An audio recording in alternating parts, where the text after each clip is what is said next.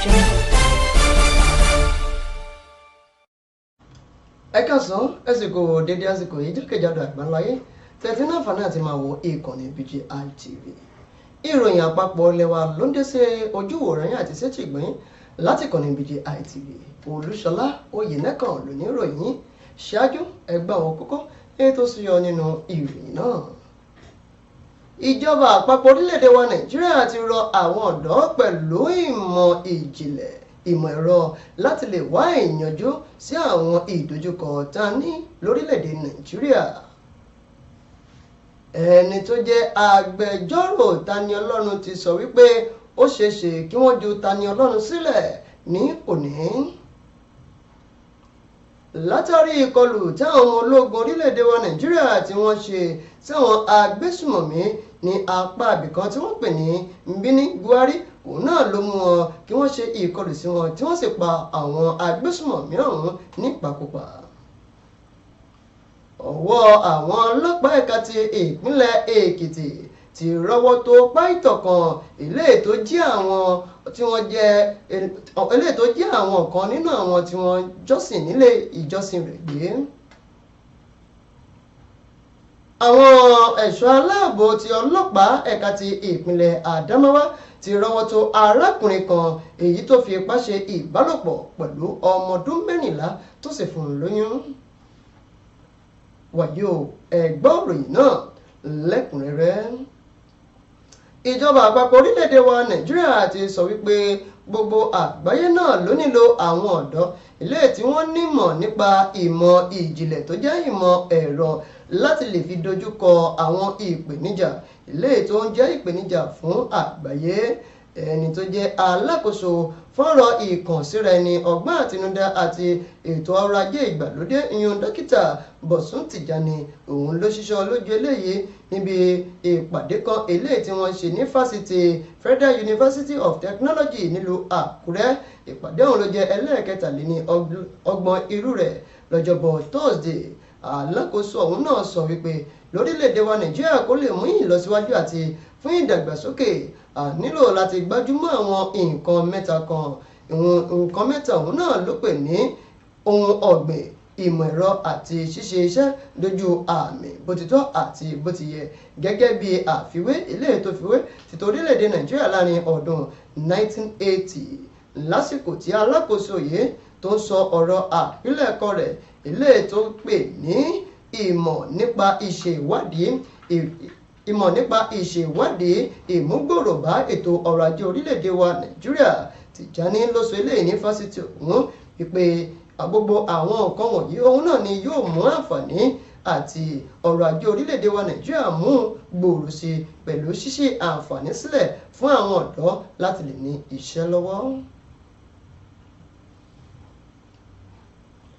Gbajúgbajà èèyàn tá a mọ̀ sí Taniọlọ́run tí orúkọ rẹ̀ ń jẹ́ Abdulazeez Adégbọ́lá, òun náà ni agbẹjọ́rò rẹ̀ Adémọ́lá Banks, òun ló sọ wípé lónìí ọjọ́ Ẹtì Friday ọjọ́ 17 oṣù kọkànlá ọdún 2023, òun náà ni Adégbọ́lá yóò gba ìtura rẹ̀ àti ìyọ̀ǹda rẹ̀ ní ilé ẹjọ́ lọ́wọ́ àwọn tí wọ́n fi ẹjọ́ pè nílùú Ìlọrin, gẹ́gẹ́ bí wọ́n ti fi ẹjọ́ pè tó sì ti wà ní àkóló ọgbà àtúnwàṣe láti ọjọ́ 17 oṣù kẹjọ ọdún 2023 tá wà nínú rẹ̀ yìí, níbi tó ti ń jẹ́jọ́ lórí ẹ̀sùn 3 ọ̀tọ̀ọ̀tọ̀ kan.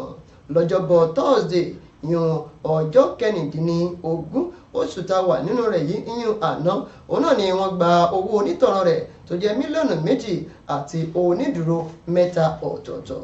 Lásìkò tó ń bá wọn akọ̀ròyìn sọ̀rọ̀ lọ́jọ́ Ẹtì Friday, ìyún Adémọ́lá Banks, òun náà ló sọ wípé oníbàárà òun náà ni wọn yóò tú sílẹ̀ lónìí. Ní ìtẹ̀síwájú àti lè máa dóòlà àwọn ènìyàn lórílẹ̀‐èdè wa Nàìjíríà àti lè máa jẹ́ kí àlàáfíà kó jọba pẹ̀lú àti lè máa gbàgbára kúrò lọ́wọ́ àwọn agbésùmọ̀mí, àwọn ẹ̀ṣọ́ aláàbò orílẹ̀‐èdè wa Nàìjíríà ẹ̀ka tí wọ́n pè ní 1 Division Nigeria Army, òun náà ni wọ́n ti gbéṣẹ́ wọn dìde ní apá ibì kan tí wọ́n pè ní Mbini Gwari, gẹ́gẹ́ bí ẹni tó jẹ́ adelé ọ̀gá àgbà igbákejì fún àwọn ẹ̀ṣọ́ aláàbò ọmọ ogun ilẹ̀ wa èèyàn Musa Yẹ̀yà gẹ́gẹ́ bí àtẹ̀jáde èyí tó fi lélẹ̀ nílùú Àbújá lánàá. Yẹ̀yà sọ nínú ọ̀rọ̀ rẹ̀ wípé àwọn ọmọ ogun ilẹ̀ wa òun náà ni wọ́n ṣe ìkọlù sí àwọn ibùdó àwọn agbésùmọ̀mí ilé tó wà ní Sábọ́nbíní, Dògódáwà, Saulawa, Maidaru Ngede àti Allah àti Kíndérí pẹ̀lú ìjọba ìbílẹ̀ Bini Gwari ilé tó wà ní ìpínlẹ̀ Kaduna. Gẹ́gẹ́ bí ọ̀rọ̀ rẹ̀ nínú àtẹ̀jáde èyí tó fi léde nílùú Àbújá lánàá òde òní ìpè lásìkò tí wọ́n gbéná kárí pẹ̀lú àwọn agbésùmọ̀mí ọ̀hún òun náà ni wọ́n mú àwọn agbésùmọ̀mí 6 ọ̀tọ̀ọ̀tọ̀ balẹ̀ nínú wọn tí wọ́n sì rí àwọn ìbọn AK-47 lóríṣiríṣi pẹ̀lú àwọn ìbọn míì gbà lọ́wọ́ wọn pẹ̀lú tátàkùkù bíi 9 gẹ́gẹ́ bí ìròyìn náà fi léde. Àwọn ọlọ́pàá ẹ̀ka ti ìpínlẹ̀ Èkìtì òun náà ni wọ́n ti rọ́wọ́ tó olùṣọ́ àgùntàn ilé ìjọsìn kan tí wọ́n pè ní Christ High Commission Church èyí tó wà ní Arárọ̀mí Ugbèsì ní Òmù-Òkè ní ìpínlẹ̀ Èkìtì. Olùṣọ́ àgùntàn náà ní orúkọ rẹ̀ jẹ́ Noah Abrahamu eléyìí tí ọ̀rọ̀ rẹ̀ tó gba inú ìròyìn kan ní ọdún tó kọjá látàrí lílo ìkan nínú àwọn tí wọ́n jẹ́ olùjọ́sìn rẹ̀ ní jìbìtì $310,000 310,000 látàrí gbígba àwọn ìwé ìrìnnà lọ sí ìjọba ọ̀run rere. Lásìkò tí ọ̀rọ̀ tó ní ṣe pẹ̀lú olùṣọ́ àgùntàn yìí ní ìlú Èkìtì òun náà ni àwọn ọlọ́pàá gbé tí wọ́n sì sọ wípé ó jẹ̀bi ẹ̀sùn ìjínigbé àwọn èèyàn 9 ọ̀tọ̀ọ̀tọ̀ pẹ̀lú fífipá ṣe ìbálòpọ̀ àti fífún ìkan nínú àwọn tí wọ́n jẹ́ aya olùdarí àwọn akọrin rẹ̀ ní oyún ní tipátipá. Gẹ́gẹ́ bí ìròyìn náà ti fi léde látọwọ́ àwọn akọ̀ròyìn òun náà ni wọ́n sọ wípé ó fi ọgbọ́n ẹlòmọ̀kọ́rọ́ yí ọpọlọ àwọn tí ó kó sákòlò rẹ̀ padà níbi tí ó ti fún wọn ní àwọn ọgbọ́n míì láti lè jẹ́ kí àwọn tí ó kó sí akóló rẹ̀ láti lè tako àwọn mọ̀lẹ́bí wọn. Gẹ́gẹ́ bí ìròyìn náà ti fi léde ẹni tí orúkọ rẹ̀ jẹ́ Dáre Ikú-Enayọ̀ òun náà ni ó sọ wípé olùṣọ́ àgùntàn òun náà ló fipá gba ìyàwó òun tó sì fún un lóyún lẹ́yìn ìgbà tí aya òun ti bí ọmọ 3 fún òun. Lẹ́yìn tí òun kófìrí ọ̀rọ̀ náà lòun fẹ́ gbìyànjú àti sọ tí olùṣọ́ àgùntàn náà sì wá ní gbangba nínú ilé ìjọsìn náà wípé òun ti gba aya ọ̀gbẹ́ni Dáre tí ó sì sí ohun tí èèyàn kankan yóò lè ṣe sí i.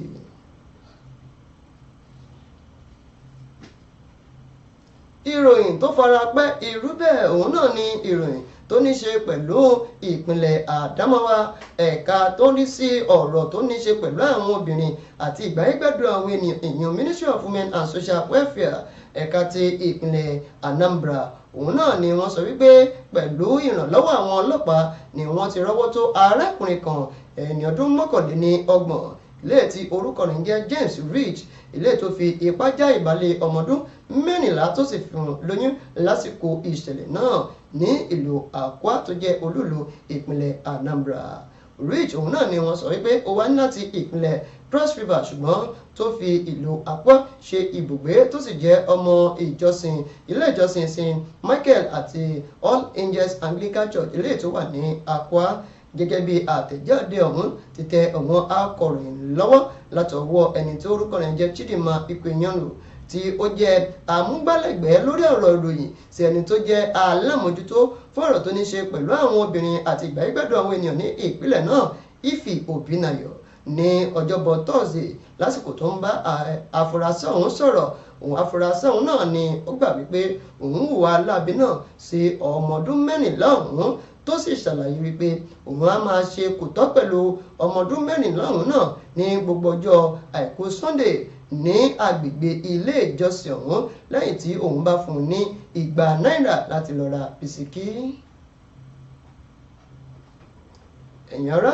kò ń dùn kó gbọ́ ṣókí báyìí náà ní ọbẹ̀ oge tàbá gbàwòrán títí gẹ̀gẹ̀gẹ̀ àgbéka ibì kan náà ni. Ìròyìn àpapọ̀ lẹ́wà níkànnì BGI TV kò ní jù báyìí lọ fún ti ọ̀sán níyì ẹ má gbàgbé fáwọn ìròyìn síwájú sí àti ètò wa lọ́lọ́kan òjọ̀kan láti máa kàn sí wa lórí àwọn ìkànnì ìbánidọ́rẹ̀ẹ́ wa gbogbo lójú òpó ìkànnì ìbánidọ́rẹ̀ẹ́ Facebook gbàgede ìmọ̀ with aláwìyé adébáyọ̀ ní Facebook wa, lójú òpó YouTube bàbá gbàgede ìmọ̀ TV, ti Instagram gbàgede ìmọ̀ _22. tẹ̀bá náà kan tàbí ìkejì láti bá wa sọ ẹ̀ náà fani láti pè wá sórí ẹ̀rọ ìbánisọ̀rọ̀ tó ń lọ tó ń bọ̀ lójú amóhùnmáwòrán yìí yóò ṣe ṣe o. Kí a tó máa lọ ẹ̀já gbọ́ kókó inú ìròyìn náà lẹ́ẹ̀kan sí i. Ìjọba orílẹ̀-èdè wa Nàìjíríà ti sọ wípé àwọn ọ̀dọ́ tí wọ́n nímọ̀ nípa ìmọ̀ ìjìnlẹ̀ nípa ìmọ̀ ẹ̀rọ òun náà ni wọn yóò lè gbójú wo àwọn ìpèníjà tá a ní lórílẹ̀-èdè Nàìjíríà. Ẹni tó jẹ́ agbẹjọ́rò Taniọlọ́run ti sọ wípé wọn yóò yọ̀ǹda Taniọlọ́run lónìí. Àwọn ọmọ ogun ilẹ̀ wa ti gbéná karí pẹ̀lú àwọn agbésùmọ̀mí tí wọ́n sì mú 6 balẹ̀ nínú wọn. Ọwọ́ ọlọ́pàá ẹ̀ka ti ìpínlẹ̀ Èkìtì ti tó gbajúgbajà olùṣọ́ àgùntàn ilé ìjọsìn kan eléyìí tó fipá jí àwọn tí wọ́n sìn lábẹ́ ìjọsìn rẹ̀ gbé. Ọwọ́ ọlọ́pàá ẹ̀ka ti ìpínlẹ̀ Anambra ti tó arákùnrin kan èyí tó fipá ṣe ìbálòpọ̀ àti já ìbálẹ̀ ọmọ ọdún 14 kan tó sì fún un lóyún lásìkò ṣíṣe bẹ́ẹ̀. Ẹ̀yin ará, ìròyìn àgbàpọ̀ lọ́wọ́ kò ní jù báyìí lọ fún tọ̀sán ní Olúṣọlá Oyènẹ́kan lóníròyìn yín. Ẹ ṣeun bí ẹ ti ń wò wá ẹ mọ̀ yẹ́ṣẹ́ o. Audio Jungle.